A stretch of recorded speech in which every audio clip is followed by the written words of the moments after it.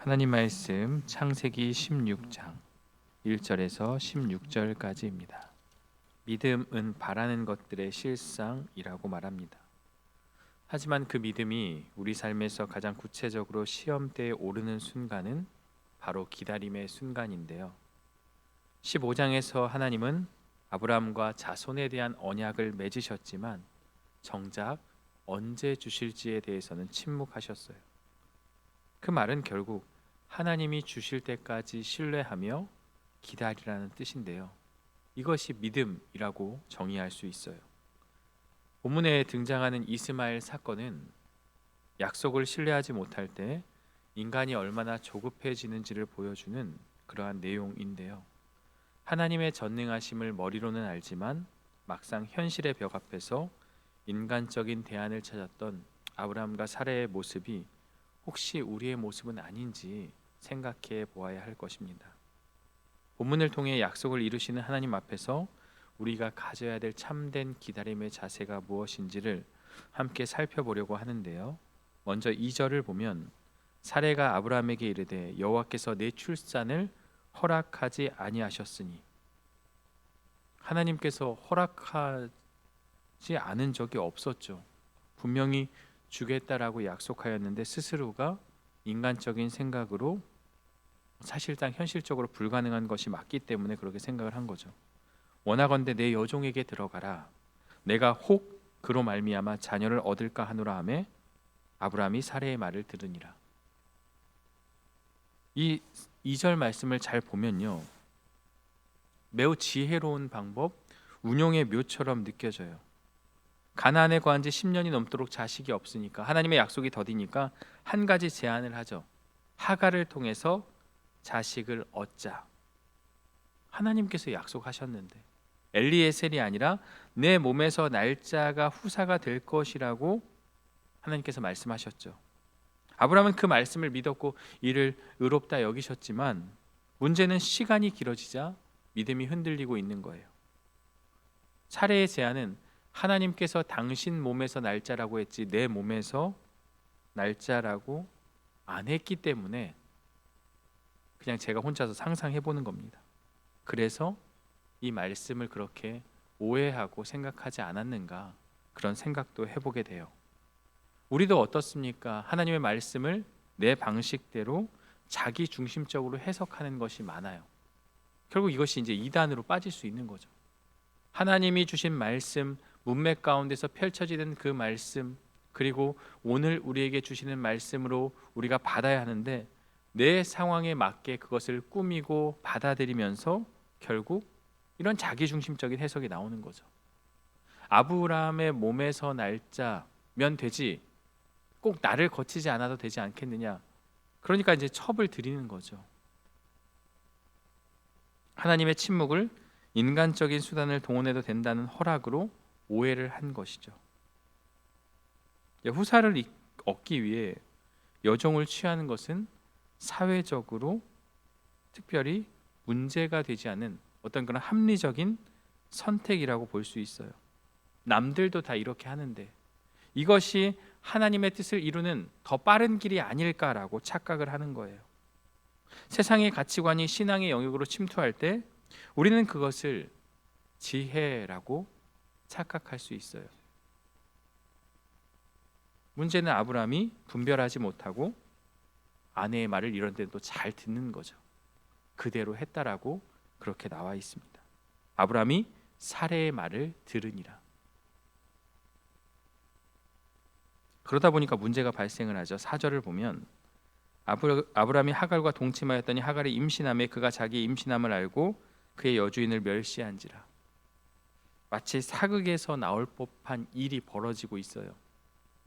왕비가 있고 그리고 첩을 어떤 빈을 들였는데 그 빈이 임신을 하자 중전을 막 무시하고 중전 앞에서 버르장머리 없이 막 행하는 거죠. 마치 지금 그런 현상이 지금 벌어지고 있는 거예요. 하나님의 약속을 기다리고 또 기다리면서 인내하였다면 이런 가정에 문제가 발생하지 않는데 이렇게 돼버리니까 가정 안에 문제가 발생하기 시작하는 거죠. 하갈이 임신을 하니까 상황이 순식간에 역전이 돼요. 아이도 못 갖는 아마 이런 마음을 가지고 막 무시했겠죠. 지혜로운 인간적인 운용의 묘가 질투와 분노 그리고 멸시가 뒤섞인 갈등의 장으로 변해버린 거예요. 5절을 보면 사례가 이제 아브라함을 닥달하기 시작하죠. 저 여종이 나를 힘들게 한다. 나를 무시하고 있다. 그때 아브라함은 본인은 이 문제에서 슬 빠지죠.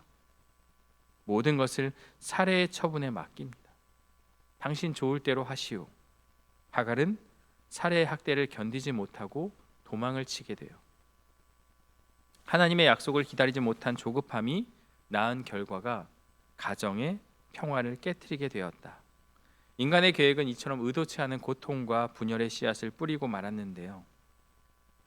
그런데 놀랍게도 하나님은 처절한 고통과 실패 현장으로 친히 찾아오셨다라는 거죠. 이방 여인이면서 첩이었고 본인이 한 일이 있기 때문에 분명한 문제 앞에 있는 그 여인에게 하나님은 찾아오셔서 그녀를 만져주시고 살펴주셨다는 것. 바로 하나님께서는 인간관계 속에서 버림받고 소외된 자, 더 이상 기댈 곳 없어 광야에서 홀로 눈물 지는 영혼에게 하나님은 찾아오신다는 사실이죠. 이것이 하나님의 자비와 긍휼입니다. 이 하갈의 이야기는요, 하나님의 성품과 하나님의 자비를 우리에게 보여주고 있는 거예요. 보잘것없는 여인 첩이지만 하나님은 그 여인의 아픔마저도 살펴주시고 이끌어 주신다는 그 위로의 메시지가 이 말씀 가운데 담겨 있습니다. 7절을 보면 학대를 피해 도망친 하갈은 샘물 곁 광야에서 홀로 있었는데요. 그때 여호와의 사자가 그녀에게 나타나 묻고 있죠. 네가 어디서 왔으며 어디로 가느냐. 목적 없이 방황하는 그녀의 절망적인 상태를 드러내고 있어요. 하나님은 그녀의 감정뿐 아니라 그녀의 지금 문제가 무엇인지를 정확히 진단하고 질문하고 있는 거예요. 하갈이 대답하죠. 나는 내 여주인 사례를 피하여 도망하였나이다. 그러자 여호와의 사자는 하갈에게 여주인에게 돌아가라고 명령합니다. 9절을 볼까요? 여호와의 사자가 그에게 이르되 내 여주인에게로 돌아가서 그 수하에 복종하라. 그 수하에 복종하라는 말씀이 단순히 굴복만을 의미하지 않아요. 외적인 순종을 넘어서 지금 깨어진 관계, 그 관계를 회복하라는 명령입니다. 하나님은 깨어진 관계가 봉합될 뿐만 아니라 진정한 자유와 회복이 그 가정에 있기를 원하는 거죠. 고통을 피해 도망치는 것이 문제 해결의 답이 아니라 그 고통의 현장으로 돌아가 하나님의 도우심으로 순종하며 나아갈 때 회복이 시작될 수 있다. 하나님은 이 깨어진 가정, 이 관계, 아브람과 사레가 첩을 드린 것에 대해서는 책망하지 않으셨지만 이러한 문제의 갈등과 그 모든 것들에 있어서 회복을 명하시고 그 가정을 다시 세워가기로 마음을 먹으신 거죠. 놀라운 것은 하나님은 이방 여인 하갈에게도 약속을 주신다는 건데요. 10절과 11절이 그 약속의 내용입니다. 여호와의 사자가 또 그에게 이르되 내가 내 씨를 크게 번성하여 그 수가 많아 셀 수 없게 하리라. 아브라함에게 주셨던 그 축복의 말씀이 이스마엘에게도 주어지는 거죠. 여호와의 사자가 또 그에게 이르되 내가 임신하였은즉 아들을 낳으리니 그 이름을 이스마엘이라 하라. 이는 여호와께서 내 고통을 들으셨음이라. 내 자손이 큰 민족을 이루고 그 아들의 이름을 이스마엘로 지어라. 여호와께서 내 고통을 들으셨다. 지금 이것을 말씀하고 있는 거죠. 광야에서 죽음을 기다리던 절망 가운데 있던 하갈은 그 절망의 자리에 찾아오시고 나를 살펴주시고 나의 모든 문제를 아시고 그 문제 앞에서 약속을 주시는 하나님을 인격적으로 만나게 돼요. 하나님의 은혜를 체험하게 된 것이죠. 12절에 보면 이스마엘에 대해서 예언을 해주는데요.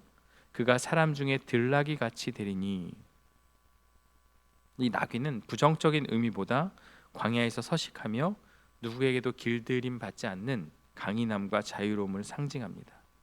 하갈의 신분과는 대조적으로 그의 자녀는 자유로운 삶을 살게 될 것이다라는 약속이죠. 근데 문제는 그 다음 구절이죠. 그 손이 모든 사람을 치겠고 모든 사람의 손이 그를 칠 것이며. 이는 이스마엘과 그 후손들이 계속해서 거친 삶과 끊임없는 갈등을 예고하고 있는 그 장면이라고 볼 수 있어요. 13절에서 하갈은 이제 신앙의 고백을 하게 되죠. 하갈이 자기에게 이르신 여호와의 이름을 나를 살피시는 하나님이라 하였으니, 이 나를 살피신다, 이것이 바로 엘로이를 말하는 거죠. 나를 지켜보시고 나를 살펴보시는 하나님, 엘로이라고 지금 고백하고 있는 거예요. 이는 내가 여기서 나를 살피시는 하나님을 배웠는고 함이라. 주인에게 학대받고 광야에서 버림받았다고 생각했던 순간 하나님은 나를 주목하고 계셨음을 깨닫고 터져나온 감격적인 고백입니다. 이 보잘것없고 이 절망 가운데 있는 나를 하나님께서 친히 찾아오셔서 나를 살펴주시고 나를 지켜보호하시고 나에게 놀라운 약속의 말씀을 주시는 그 하나님의 은혜와 자비 앞에 하갈은 믿음을 고백할 수밖에 없었던 거죠. 세상은 하갈을 종이나 도망자로 인식하지만, 투명 인간처럼 취급하지만, 그러나 하나님은 그녀를 인격적으로 보고 계셨다는 거예요. 아무도 나를 보지 않는 고통 같은 고통의 현장에서도 하나님께서 나를 살피시고 있다. 이것이 바로 하갈을 통해서 우리에게 주시는 하나님의 위로의 메시지가 될 수 있는 거예요. 하갈의 이 만남은 장소의 이름을 바꾸어 놓았는데요. 14절을 보면 이러므로 그 샘을 부엘라 헤로이라 불렀으며 그것은 가데스와 베레 사이에 있더라.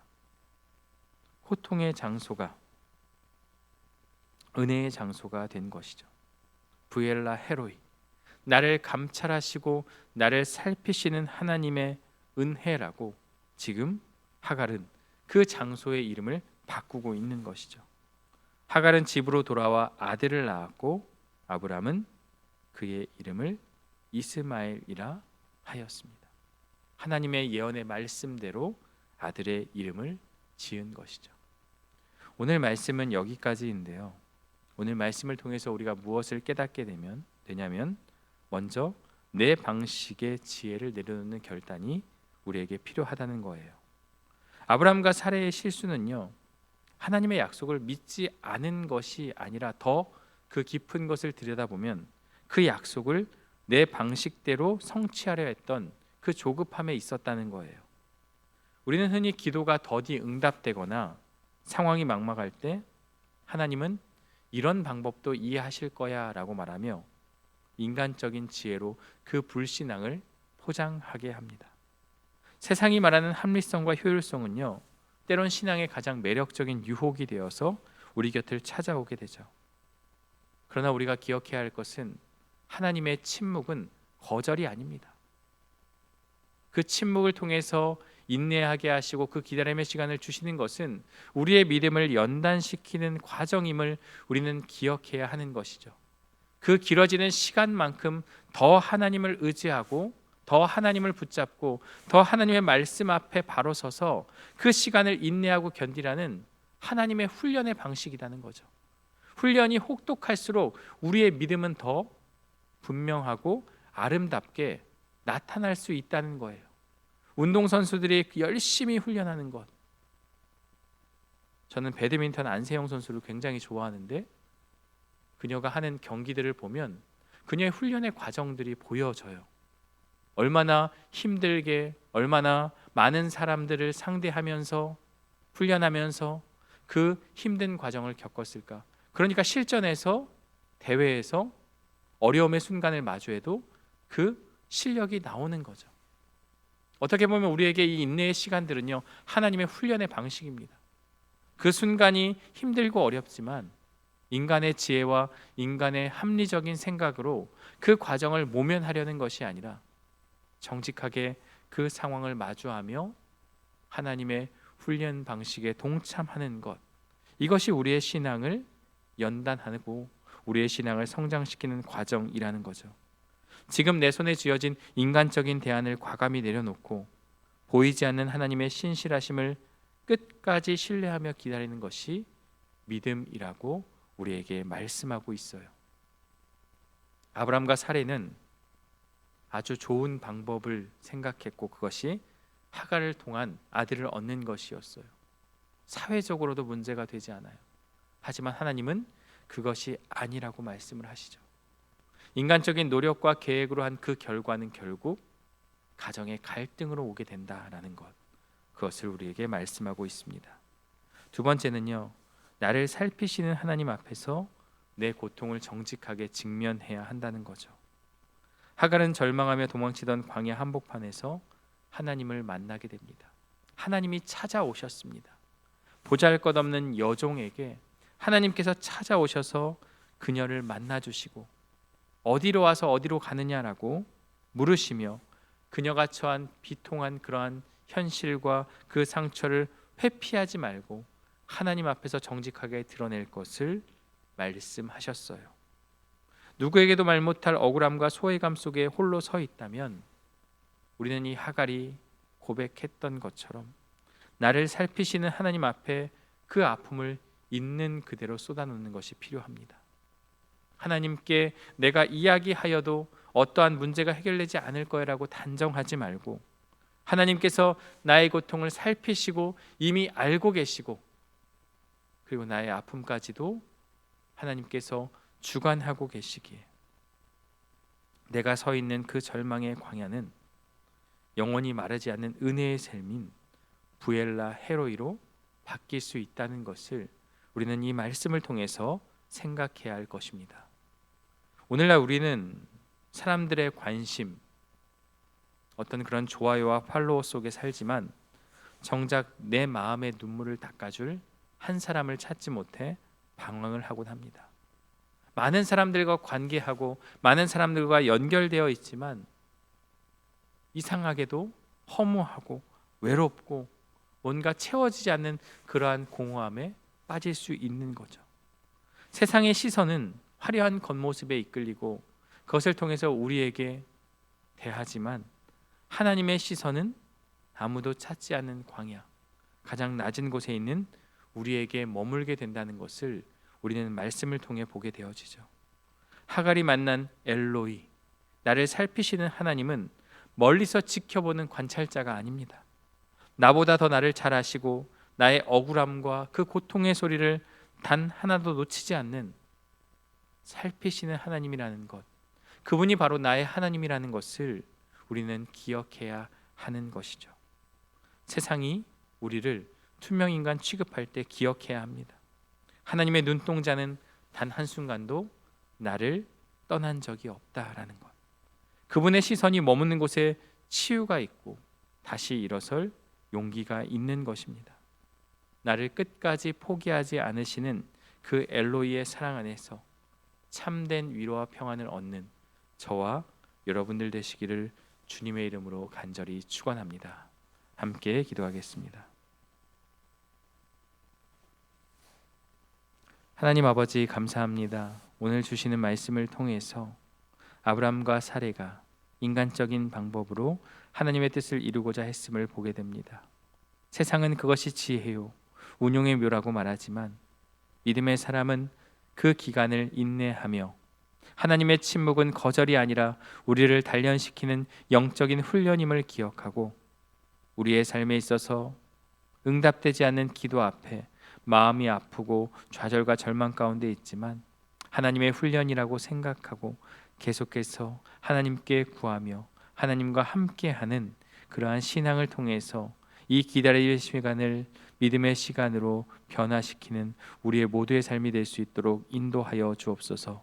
하나님은 하갈에게 찾아오셨고 그녀의 아픔과 상처를 어루만져 주셨습니다.